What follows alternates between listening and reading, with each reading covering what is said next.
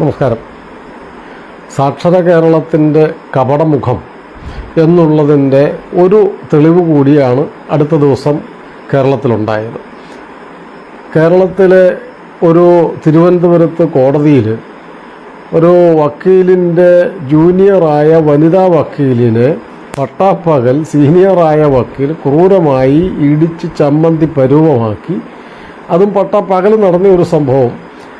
അതെല്ലാവരും അതിനുശേഷം കാണുകയും ചെയ്തു. ഈ ചതഞ്ഞ മുഖവുമായി നിൽക്കുന്ന യുവതിയുടെ കേരളത്തിന് പുറത്ത് എവിടെയെങ്കിലും ഒരു നിസ്സാരമായ കാര്യങ്ങളോ പലപ്പോഴും ഇല്ലാത്ത കാര്യങ്ങളോ ഉണ്ടാക്കി പെരുപ്പിച്ച് കാട്ടി അതിൻ്റെ പേരിൽ ചർച്ചയും സംവാദങ്ങളും തർക്കങ്ങളും ആക്ഷേപങ്ങളും വ്യാജമായ ആരോപണങ്ങളും ഒക്കെ നടത്തി കേരളത്തിൻ്റെ യുവമനസ്സിനെ വിഷമയമാക്കുന്ന കേരളത്തിലെ മാധ്യമങ്ങളും രാഷ്ട്രീയ നേതാക്കന്മാരും ഒരുപറ്റം രാഷ്ട്രീയ നേതാക്കന്മാരും സാംസ്കാരിക നായകന്മാരെന്ന് പറഞ്ഞു നടക്കുന്നവരും ഒക്കെ ഈ കാര്യം കണ്ടിട്ട് എന്തുകൊണ്ടാണ് മിണ്ടാതിരുന്നത് എന്ന് മനസ്സിലായില്ല. അവരാരും എന്തെങ്കിലും പ്രതികരിച്ചു കണ്ടില്ല. സ്ത്രീ സ്വാതന്ത്ര്യവാദക്കാരുണ്ട്, വനിതാ വിമോചന പ്രസ്ഥാനക്കാരുണ്ട്, പിന്നെ വ്യക്തി സ്വാതന്ത്ര്യവാദക്കാരുണ്ട് എന്ന് വേണ്ട സകലമാന അങ്ങനത്തെ വികലമായ മനോഭാവം കൊണ്ടു നടക്കുന്ന വലിയ വലിയ ആൾക്കാരെന്ന് അവകാശപ്പെടുന്നവർ ഇത്രയും ക്രൂരമായ ഒരു നടപടി കൺമുമ്പിൽ കണ്ടിട്ടും പ്രതികരിക്കാതിരുന്നത് എന്തുകൊണ്ടാണ്?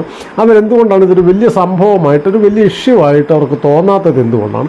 കേരളത്തിൽ ഇതൊരു വലിയ പ്രശ്നമായി ചർച്ച ചെയ്യാത്തത് എന്തുകൊണ്ടാണ്? കേരളത്തിലെ മാധ്യമങ്ങൾ കേരളത്തിന് വെളിയിലുള്ള എത്രയോ നിസാരമെന്നോ ഒരിക്കൽ പോലും നടന്നിട്ടില്ല. വസ്തുതാവിരുദ്ധമായ കാര്യങ്ങൾ പറഞ്ഞിട്ട് പോലും കേരളത്തിൽ കലാപങ്ങൾ നടത്തുകയും കലാപത്തിനുള്ള അന്തരീക്ഷം സൃഷ്ടിക്കുന്ന തരത്തിൽ വ്യാജമായ ചർച്ചകളും തർക്കങ്ങളും ഒക്കെ സംഘടിപ്പിക്കുകയും ചെയ്യാറുണ്ട്. എല്ലാ ദിവസവും നമ്മൾ കണ്ടുകൊണ്ടിരിക്കുന്നു. എത്ര വലിയ പർവ്വതീകരിച്ച് നിസാരമായ ഉറുമ്പിനോളം പോകുന്ന ഒരു വിഷയത്തിനെ ആനയോളം പർവ്വതീകരിച്ച് അവതരിപ്പിക്കുന്ന കേരളത്തിലെ ഒരു പറ്റം മാധ്യമപ്രവർത്തകർ എന്തുകൊണ്ടാണ് ഈ വിഷയം ഇത് സത്യത്തിലൊരു കാര്യമായി ചർച്ച ചെയ്യേണ്ടതല്ലേ?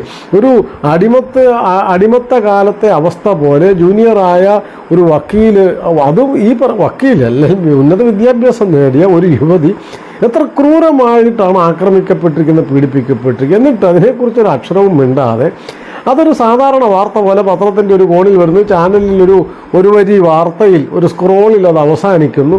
എത്രമാത്രം കേരളത്തിൻ്റെ ഈ പുരോഗമന മുഖം എന്ന് പറയുന്നത് എത്രമാത്രം വികലമാണ്, വികൃതമാണ് എന്നുള്ളതിൻ്റെ ഒരു തെളിവല്ലേ? കേരളത്തിൽ എത്രയോ ഇത്തരം സംഭവങ്ങൾ വളരെ വ്യാപകമായി നടക്കുന്നുണ്ട്. ഈ ആക്രമണങ്ങളോ പീഡനങ്ങളോ കൊലപാതകങ്ങളോ വളരെ നീചമായ എന്തോരം കാര്യങ്ങൾ നടക്കുന്നു. പക്ഷേ അതൊന്നും ചർച്ചയാക്കാത്തവർ ഇല്ലാത്ത കഥകളുണ്ടാക്കി. ഞാൻ മുമ്പൊരിക്കൽ പറഞ്ഞിട്ടുണ്ട്, ഈ CAA വിരുദ്ധ കലാപം ഭാരതമെമ്പാടും നടത്തുമ്പോൾ കേരളത്തിൽ മയ്യത്ത് നമസ്കാരം നടത്തിയ കാര്യം ഞാൻ മുമ്പ് സൂചിപ്പിച്ചിട്ടുണ്ട്. ജാമിയ മിലിയ സർവകലാശാലയിൽ 2 മുസ്ലിം പെൺകുട്ടികളെ പോലീസ് വെടിവെച്ച് കൊന്നു എന്ന് നുണ പറഞ്ഞുകൊണ്ട് കേരളത്തിൽ മയ്യത്ത് നമസ്കാരം നടത്തി സെക്രട്ടേറിയറ്റിൻ്റെ മുമ്പിൽ പോലും മയ്യത്ത് നമസ്കാരം നടത്തുകയും കേരളത്തിലെ മുസ്ലിം മതവിശ്വാസികളും രാഷ്ട്രീയ നേതാക്കന്മാരും എല്ലാം എന്തെല്ലാം കോലാഹലം നടത്തി. അങ്ങനെ ഒരു സംഭവം നടന്നിട്ട് പോലും ഉണ്ടായിരുന്നില്ല. ഇങ്ങനെ ഇല്ലാത്ത ഒരു പീഡനത്തിൻ്റെയോ കൊലപാതകത്തിൻ്റെ പേര് പറഞ്ഞു പോലും കലാപങ്ങൾ നടത്തിക്കൊണ്ടിരിക്കുന്ന കേരളത്തിലെ മാധ്യമപ്രവർത്തകരും ഒരു പറ്റം രാഷ്ട്രീയക്കാരും എന്തുകൊണ്ടാണ് അവർക്ക് ഇതൊരു ഗൗരവമേറിയ വിഷയമായിട്ട് തോന്നാത്തത്? ആ ആളിന് ജാമ്യം കിട്ടാൻ വേണ്ടിയിട്ട് ധാരാളം വക്കീലന്മാരും പല സംഘടനകളിൽ ശ്രമിക്കുന്നു എന്ന് വാർത്തകളിൽ കാണുന്നു. അദ്ദേഹത്തിനെ പിടിക്കാൻ പറ്റുന്നില്ല. നമ്പർ 1 പോലീസാണ് കേരള പോലീസ് എന്ന് അവകാശപ്പെടുന്നു. അദ്ദേഹത്തിനെ പിടിക്കാൻ പറ്റിയിരുന്നില്ല 2 ദിവസമായിട്ട്. ഇന്നലെ ഓടിച്ചിട്ട് പിടിച്ചു എന്നൊക്കെ പറഞ്ഞ് അത് കീഴടങ്ങിയതായിരിക്കാം. അത് സ്വാഭാവികമായിട്ട് പല കേസുകളിലും അങ്ങനെ നടക്കാറുണ്ട്. പക്ഷേ ഇതൊരു ഇഷ്യൂ ആയിട്ട് ഒരു വലിയ പ്രശ്നമായിട്ട് എന്തുകൊണ്ടാണ് അഭിഭാഷക സമൂഹം, 10,000-കണക്കിന് വക്കീലന്മാരുണ്ടല്ലോ നമ്മുടെ കേരളത്തിൽ, അഭിഭാഷക സമൂഹത്തിന് ഒരു പ്രധാന വിഷയമായിട്ട് ഇത് തോന്നാത്തത് എന്തുകൊണ്ടാണ്?